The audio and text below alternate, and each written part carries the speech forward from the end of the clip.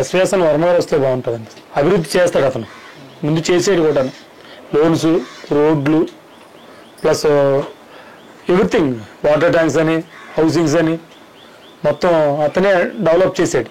వాళ్ళు చేసిందే ఉన్నది ఇప్పటి వరకు కూడా. తర్వాత ఇప్పుడున్న ప్రభుత్వం ఏ ప్రభుత్వం కూడా కనీసం ఏ ఒక్క మనిషిని కూడా పరామర్శించింది లేదు, ఏం జరుగుతుందన్నది కూడా లేదు. మేము ఏదో చేసామని వాళ్ళు చెప్పుకోవడం తప్ప వీళ్ళకి చేసింది ఏమీ లేదు. వాళ్ళ టీమే తప్ప మిగతా ఎవరికి కూడా జనాల్లో ఎవరికి కూడా లేదు. జగన్ మీటింగ్ పెడతారంటే జగన్ దగ్గరికి జనం వెళ్తున్నారు అనుకుంటున్నారు తప్ప నాయకులు జనాల దగ్గరికి వస్తే వాళ్ళ బాధ ఏదో తెలుస్తుంది అంతే తప్ప. కానీ వాళ్ళు ఏదో చేసేమని అక్కడ ఉండి చెప్పుకోరు కదా, జనాల్లోకి వచ్చి చూస్తే తెలుస్తుంది. అక్కడ దుర్భరమైన జీవితాలు గడుపుతున్నారు. జీవితాల్లో ఒక్కొక్క ఇంట్లో 3-4 కుటుంబాలు ఉన్నారు.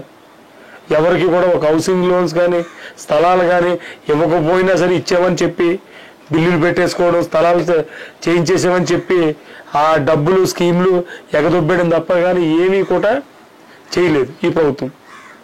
అందుకనే తెలుగుదేశం గవర్నమెంట్ రావాలని ఇక్కడ మాకు లోకల్గా ఎస్వేఎస్ఎన్ వర్మ గారు రావాలని కోరుకుంటున్నాం. అలాగని ఒకటి చెప్పుకుంటే చేస్తాడని తెలుస్తుంది.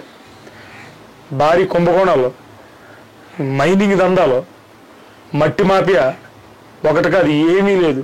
పలానా ఒక కార్యకర్త కానీ ఎవరైనా కానీ నాకు ఇది చేసేది జగన్, నేను జగన్ వల్ల స్టాండింగ్ అయ్యి ఈ విషయంలో నేను స్టాండింగ్ అయ్యాను అని చెప్పవలసిన రాష్ట్రం మొత్తం మీద ఎవ్వరో ఈ 5 ఏళ్ళు గడిచింది. కానీ ఏ ఒక కార్యకర్త కూడా నార్మల్ కార్యకర్త ఎస్సీలని అన్నగా తొక్కిన ప్రభుత్వం ఏదైనా ఉందంటే ఈ జగన్ ప్రభుత్వమే.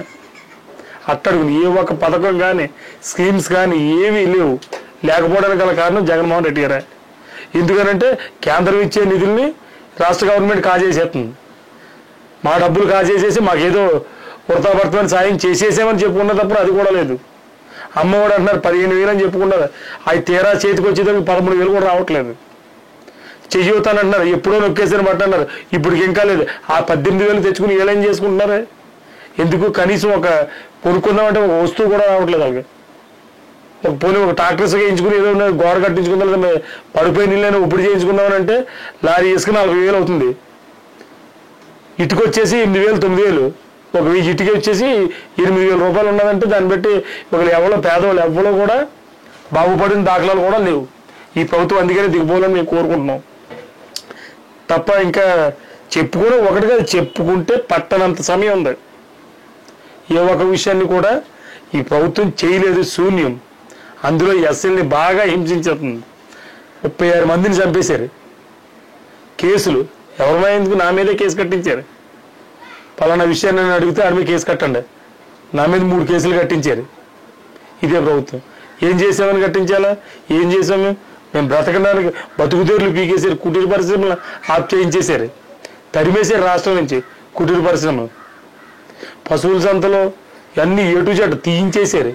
సంతల్లో ఈ ప్రభుత్వం వచ్చాక మొత్తం తీసేసి పారదోలేసారు తప్ప ఏ ఒక్కటి కూడా కల్పించలేదు.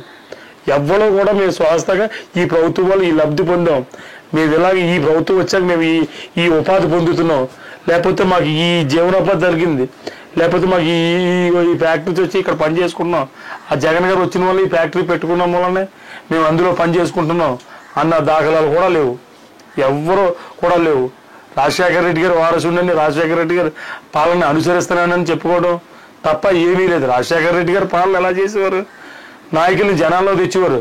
వీళ్ళు ఎలా పాలన చేస్తున్నారు? జనాలను తీసుకుని నమ్మబలుకుని ఉండబలుకుని బెదిరించుకుని వాళ్ళ దగ్గరికి తీసుకుని వెళ్ళి వాళ్ళు కొట్టించుకోవడం తప్ప కానీ జనాలు మనస్ఫూర్తిగా కూడా వెళ్ళట్లేదు. బెదిరించడం, డబ్బులు కొనడం, లేకపోతే స్కీములు కట్ చేస్తాం, పథకాలు కట్ చేస్తానంటాం, లేకపోతే నీకు ఏదో వచ్చేదాన్ని లేదా నువ్వు చేసే పనినో దేన్నో దాన్ని ఆఫ్ చేసేస్తానని చెప్పి బెదిరించడం తప్ప కానీ స్వస్థగా కూడా జనం ఎవ్వరూ కూడా ఈ రాష్ట్రంలో జగన్ ప్రభుత్వం వైపు వెళ్ళేవాళ్ళే లేరు. 2024 ఎలక్షన్ కోసం జనాలు ఎదురు చూస్తున్నారు, ఎప్పుడు ఆ సమయం ఆసన్నం అవుతుందని. ఆ సమయం వస్తే మేమేంటి, ఉద్యోగస్తులు, చదువుకున్న వాళ్ళు, ఉద్యోగస్తులు, వ్యాపారస్తులు అందరూ ముక్కకంతుకంటంతో ఉన్నారు. ఏమైనా బయటికి చెప్పుకుంటే కేసులు, లేదంటే వాళ్ళకున్న ప్రాపర్టీలు పాటు చేయడం, కబ్జా చేయడం, ఇక్కడ ఉన్న టీములతో దొంగల బండిలో తయారయ్యారు వీళ్ళందరూ. ఎవరు ఒక్కరు కూడా ఊర్లో ఒక్క నాయకుడు కూడా బాగుపడిన దాఖలలో 100 మందిలో ఒక్కడో బాగుపడిన దాఖలలో ఒక పని తెచ్చుకున్నాను, లేదంటే ఈ జగన్ గవర్నమెంట్ వాళ్ళకి ఇల్లు కట్టుకున్నాను, నేను లేకపోతే స్కీమ్ తెచ్చుకున్నాను, ఓ పథకం తెచ్చుకున్నాను, ఏమీ కూడా లేవు.